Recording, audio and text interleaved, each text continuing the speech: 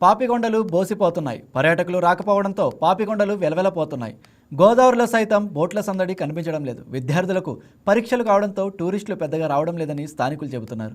పర్యాటకులు లేకపోవడంతో స్థానికంగా వ్యాపారులు ఇబ్బందులు పడుతున్నారు. సీజన్లో ప్రతిరోజు గోదావరిలో 4 లేదా 5 పర్యాటక బోట్లు రాకపోకలు సాగించేవి. ప్రస్తుతం ఒక్క బోటు కూడా కదలడం లేదని స్థానికులు చెబుతున్నారు.